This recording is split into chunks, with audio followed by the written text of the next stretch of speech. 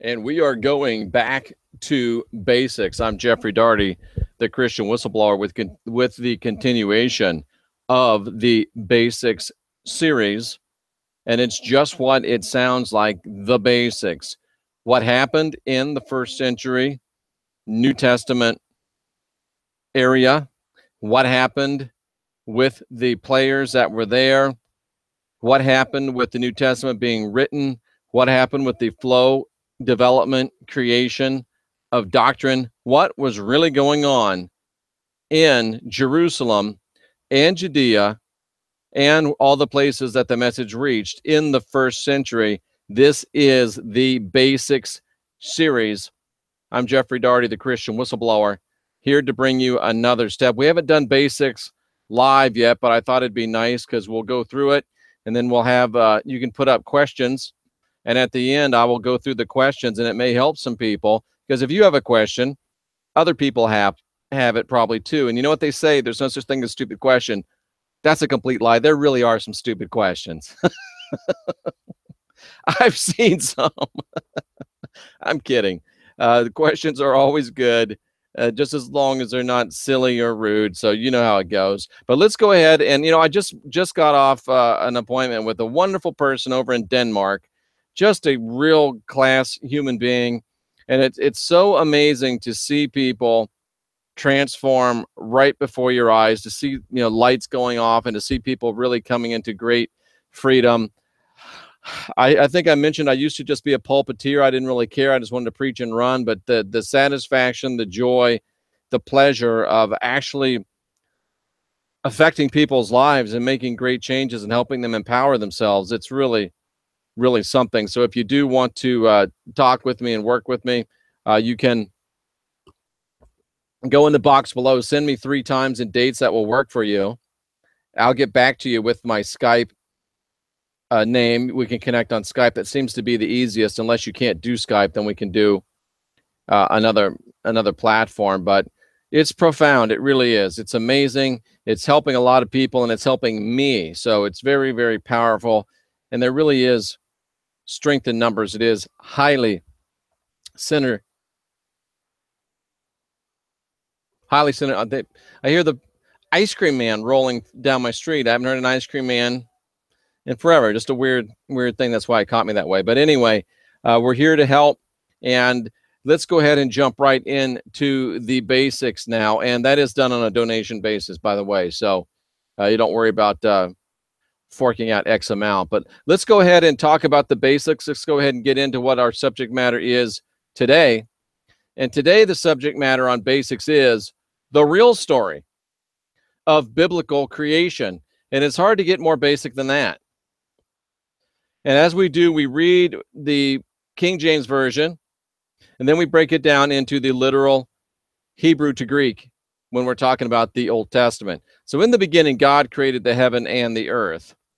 And when God created, we know that it's not God, one God. It's the Elohim, which was, it should be reading, the gods created. In the beginning, the gods created the heavens and the earth. And now we know, if you've been following along, that the Christ was one of those Elohim.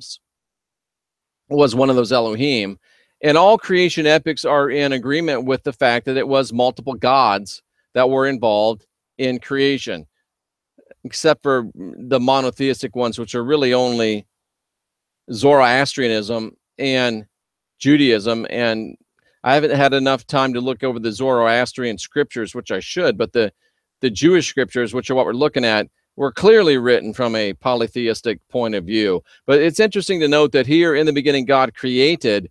That word means to fashion from nothing. And it's Hebrew word 1254 in the Strongs. And the word is bara. And it literally means to bring into being from nothing, to create without previously existing materials. And that's important to note, because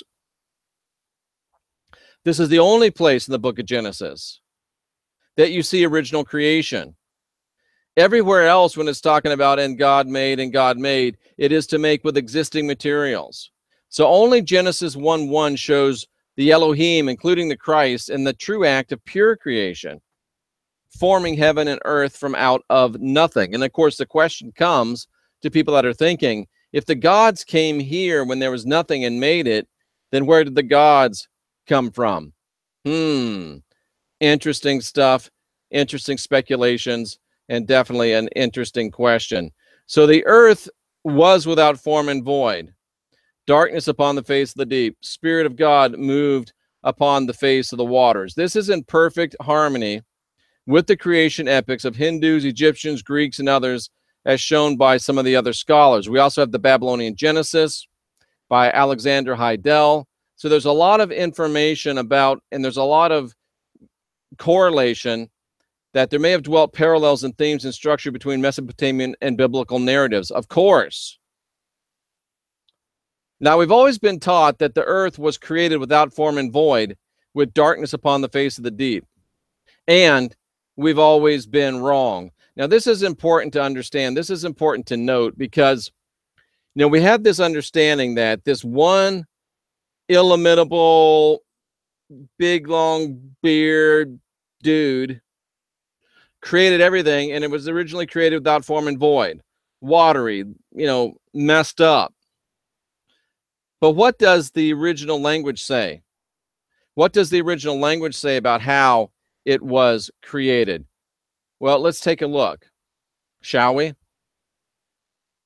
The original language shows we've been duped by translators.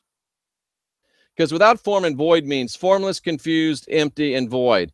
Now, how likely is it that the gods of creation created something formless, confused, empty, and void? That doesn't sound like the work of a god. That sounds like the work of a poor craftsman. And it doesn't make any textual sense either. Because the word was, and the word became, and the word was without form and void. Remember, the gods created the heavens and the earth was without form and void. That word was is actually the word H1961, became. It's the word heya. And it means to come to pass, to become. Genesis 1:2 is the one and only place in the entire Bible where that word is translated was. Elsewhere, it's translated became 67 times, become 66 times, come to pass 131 times, becamest, and come to pass another 505 times. So it's clear that the original teachings of the scripture are that the gods created the heavens and the earth, and it became without form and void. Translating it as was is an obvious gross mistranslation. Was it a massive error, or is it something more sinister? So what we really have is, in the beginning, the gods created the heavens and the earth became without form and void, leaving darkness upon the face of the waters. It's the clear teaching of Scripture. Are you seeing what I'm talking about, folks? Are you seeing why that is vital to a correct understanding of the biblical teachings? Do you see why this is in basics? How much more basic can you get than the first verse of the Bible, first and second verses, and the creation of the planet? So what the original language clearly tells, and there is no controversy. People tell you, oh, well, there's controversy and there's debate and there's discussion about what Elohim means and about what was means. That sounds like Bill Clinton. Well, it depends upon what your definition of the word is. Did any of you remember that? I did not have sex with that woman. Monica Lewinsky. Liars make up stories like that. And on we go. Let's look at John 1:1 to get the complete picture. John 1:1 says, in the beginning, and this is the literal Greek to English translation. I was going to say the JDV, but that's probably not helpful. Jeff Darty version. In the beginning, the gods created the heavens and the earth, and the Word was with the gods, And the Word was one of the gods. He was there with them in the beginning. And the earth became without form and void, and darkness was upon the face of the deep. The world was not created without form and void. It became without form and void. And guess what? We have corroboration elsewhere in the scriptures. Isaiah chapter 45, verse 18 says, the earth was not created in vain. It was created inhabited. The word in vain is the very same one rendered without form and void, toho and bohu. So Genesis 1:2 says the world was without form and void.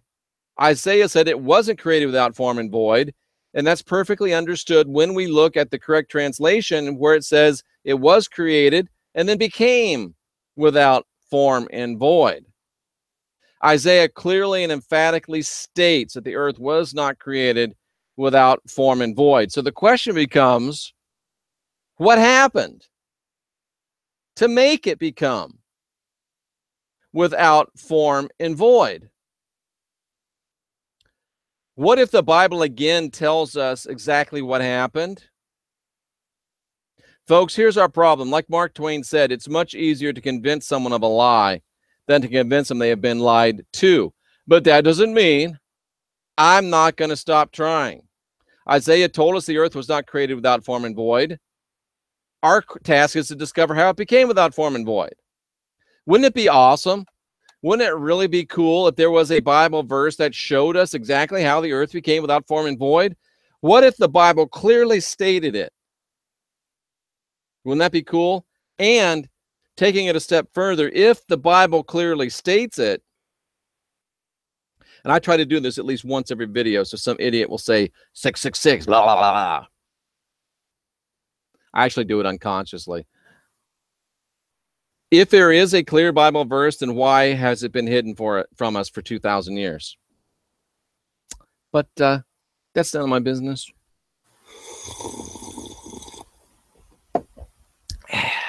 Okay, let's look and see if there is a Bible verse. I think most of you know that I probably wouldn't be acting this way if there wasn't one. I probably wouldn't be acting this way if there wasn't one. Give me just 1 second, folks. I gotta go over here and look at something or other.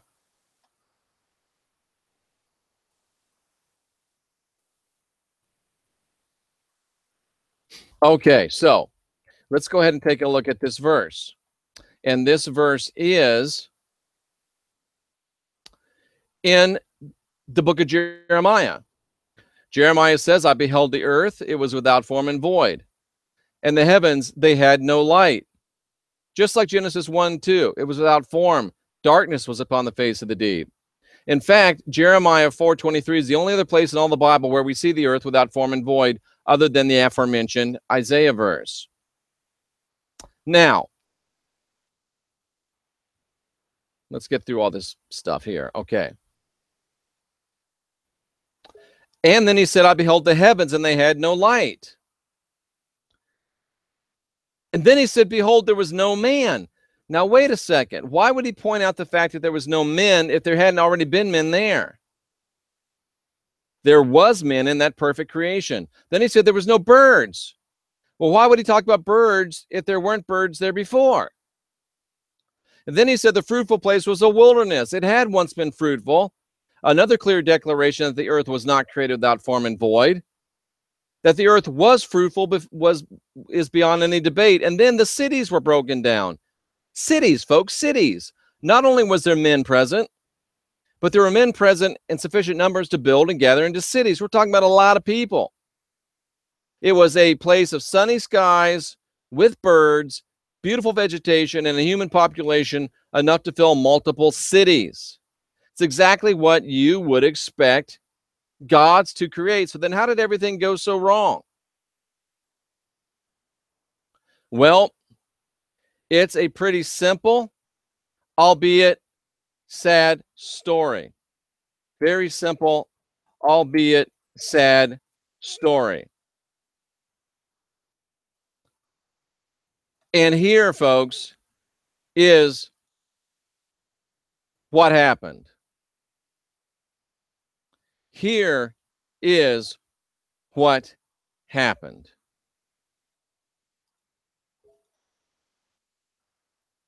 The fruitful place, Jeremiah says, was a wilderness.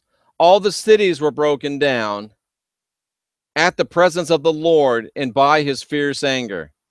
You read that right. You heard that right. I invite you to consult your online interlinear to confirm it. The stunning truth plainly stated, the stunning truth hidden from us intentionally for 4,000 years, is that the Elohim gods created a paradisical earth only to have it destroyed by the Lord himself in a fit of anger. It was broken down at the presence of the Lord. It was smashed, razed, broken down by the Lord's fierce anger. Fiery, burning, fierce wrath and anger blasted through his nostrils. It was the Lord that lambasted the atmosphere, destroyed the vegetation, wrecked the cities, killed the birds, slaughtered an untold number of human beings. And he did it by blowing fiery wrath through his nostrils.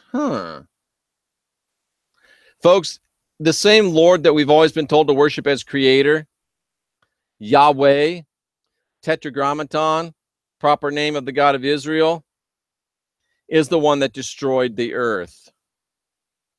He is the one that destroyed the earth. It was the Lord. It was the Lord. That's amazing stuff. That is staggering stuff. That is powerful stuff. And I want to give you just a minute to catch your breath and to feel the import of that and to understand the import of that and to get your mind wrapped around that. And even though that makes for a rather short broadcast, I think the good thing to do is to stop there and let you wrap your minds around that, because it is so groundbreaking a truth. It is so fantastic a truth that we have to get our minds wrapped around it. Number one, there was no God that created the heavens and the earth. There were gods, male and female, gods and goddesses created the earth. It was not created without form and void. It was created beautifully, with cities, with men, with fruitful plains, with birds in the air, animals, including humans in the field. And it became without form and void. A specific event caused it to become without form and void. And that event was the Lord, the one that we've always been worshiping as creator. The Lord destroyed the paradisical earth and left it in the condition of being without form and void. I know it's a lot to understand. The one you've always worshipped is actually, as creator, is actually destroyer. The one that you thought created everything wasn't the person that you thought it was, but it was gods and goddesses. And it wasn't really created without form and void. It was created perfect. Then it became without form and void because the guy you thought was creator became destroyer. And to make it even more confusing is he was one of those creators and he rebelled.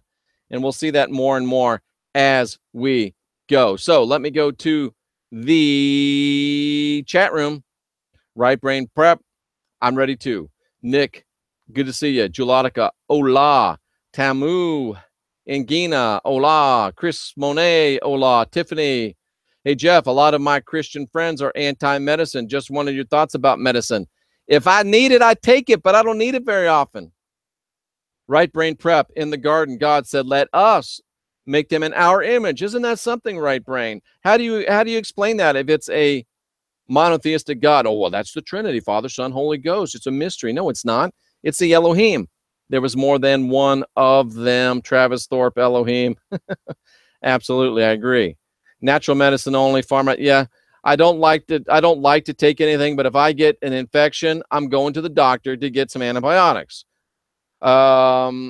I don't say don't use medicine, although I'm not a fan of pharmaceuticals. Tiffany, that's what my friends say, but my pancreas doesn't create insulin. There's no natural insulin. You got to take insulin. Of course you do. Take the insulin, Tiffany. Look for natural ways to help, but take the insulin. Travis Thorpe, there's no mystery about pharma companies keeping us sick and in the dark to make money, but there is a lot of medicine out there that is legit. Absolutely. Hi to you, Morpheus. Hi, y'all. Elohim does equal gods and goddesses, and that's Travis Thorpe, Triskelion Wiccan high priest. So he knows a thing or two about gods and goddesses, and he is actually correct about the word. And if you look on my website here, my channel, you'll see a show that we did with Travis, and it was very well received. It's well over 1,000 views, so go ahead and take a look at it. I don't really like you pimping other people's channels on here, but you know, I understand they're going to help treat diabetes. That could be helpful. So, you know, I'm glad you did that. And let's see, in the Cosby voice, Elohim equals Jello pudding pops. There you go. I do crack myself up, Tamu. I do that often. And I'm well aware. I'll keep them entertained. Herb beads plus Adonai and fire from his nostrils. Adonai, the dragon lord. Is that really what Adonai means, Travis? Because definitely the Lord is a dragon. And we'll see that. Jeffrey, bring in thug life knowledge bombs. Hey, I do my part, brother. I do my part. They all had different agendas. Absolutely.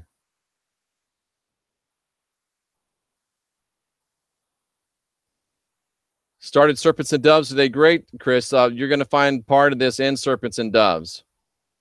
I just recently discovered Jeff because I've been researching Inky. I'm not sure how to take that. Many gods, only one creator. Anne-Marie, that's not what the Bible says. The actual literal translation, the actual literal language says that in the beginning, the gods created the heavens and the earth. And then it says, they made man in their image, male and female made me them. Now you're free to believe that. And I understand why you'd believe it, because you've been mind melded for 2,000 years as a species, but there were many gods, and they all had a lot of them, many of them had part in creation. Now, there's probably some that didn't have part in the creation, but to say there's one creator, that probably wasn't real loving, but how about gong? That probably was, you know what I'm saying. I'm being funny, but many gods, one creator. Sorry, that's not what the text says, but you're free to believe it, and I'm glad you're here. Thank you very much for being here. Only one great architect. See what I just said? Rewind it. Because I don't see it that way. And I do use a lot of, I don't use colloidal silver, but I take a lot of garlic every day. Garlic is a great natural antibiotic. I do use a lot of.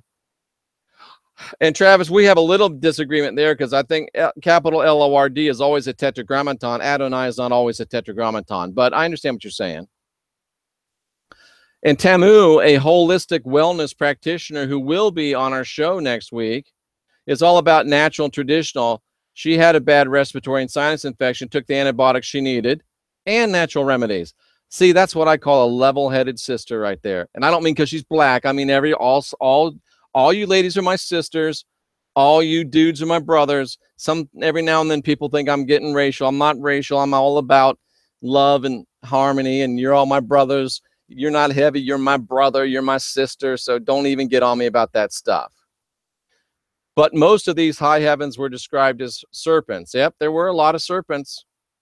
I agree 100%. I agree 100%. You could say inky very much, Jeff. Nice. Satanic site for information, and what they say is similar to yours. What do you think about that? I think that they must be pretty smart Satanists if they agree with me. Brother, you see where I get my stuff from. It comes straight out of the original text. So if you went to a satanic site and the information they say is similar to mine, then that means the information they say is similar to the biblical text, which means that I'll let you complete that thought. Elohim is plural, as Tamu says, and it means more than one. Mighty God, she's right. Completely off the current subject, could you address the relationship between Christianity and slavery in the United States?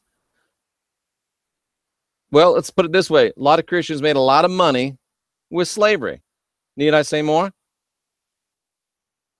Loving your intuitive teaching, exploration, great sense of humor. Thank you. Thank you very much. I'll be here all week. Be sure to tip your waitress. Adonai and are all the tetragrammatons used in the invocation? Oh, don't start with your invocations, Travis. My blue-eyed soul brother. Hey, I saw your son blowing the horn on today at the thing. That was great, Tamu. Very, very talented. I'm sure you're very proud. I just watched 5 Messiah video. I'm not sure what that means. Was looking for another of your vids to watch and clicked on this to find your live. Hi, Jessica. We call him Mises. That's right. I like that. Elohim, I'm on board. I'm glad you're on board. And she checked me out. Donna checked me out before she decided she was on board. So I appreciate that very much. Have a good night, all, says Todd. All right, Jeff, I can't play anymore tonight. I got to start my Evil Witch class. All right. Hail Satan. Blessed be. I'm just joking with you. You know that. Blessed be, Travis. Thanks for stopping by. And they did use the Bible and Christianity to convince people to stay enslaved. The only problem I have with that statement, Tamu, is you use the past tense. They're still using the Bible and Christianity to keep people enslaved. Thank you, Violet. My mom thinks I've joined a cult because I'm always shut in playing videos and reading his books. She's like, come join the real world. Thanks, Travis. Much love to you. Your son has a full scholarship to Eastman School of Music at the University of Rochester. Well, that is legit. So nice. Your thoughts on crystals and what's that around your neck? It's a crystal around my neck. We've talked about that before, and some of you know what they are. Bloop, bloop, bloop, bloop, bloop, bloop. I don't. And this one, too, I just know that it makes me feel better when I wear them, and a super nice lady, one of my subscribers, sent them to me. So I have somebody coming over to get that iMac rocking. So unfortunately, we're going to cut this one short, but that was an appropriate place to cut it. Thank you for all the questions, and I appreciate all of the answers as well. That is the latest in basics. Actually, take a quick question. How long did you ponder taking this path? Well, Todd, I wish I could tell you that as soon as I understood it, I took it, but I didn't have the intellectual integrity or the testicular fortitude to leave as soon as I knew it. I knew it, and it probably took me 7 or 8 years to leave the church. Salary, kids, wife, house, car, money. I'm not proud of it, but it's the truth. Slavery was never abolished. It's just transformed. Dionysus lives. So true, Tamu. I agree. What do I think of alchemy? Don't know enough about it to talk about it, but I am transmuting what they give me into what I want it to be. How about that? I'm Jeffrey Darty, the Christian Whistleblower. Thank you, Todd. I really do have a lot of appreciation for all of you. Looking forward to having Tamu on the show next week. I'm the Christian Whistleblower. I'm here to help you unwind your mind, here to help you unindoctrinate yourself. Remember, you guide your own spirit. You master your own ascension. You are your own guru. Check out the basics. Check out the create yourself. Check out the current videos. Check out the books. Check out the website, jeffreydarty.com. And if you got a problem with that, what did she say? Catch me outside. How about that? Jeffrey Darty, the Christian Whistleblower. Adios.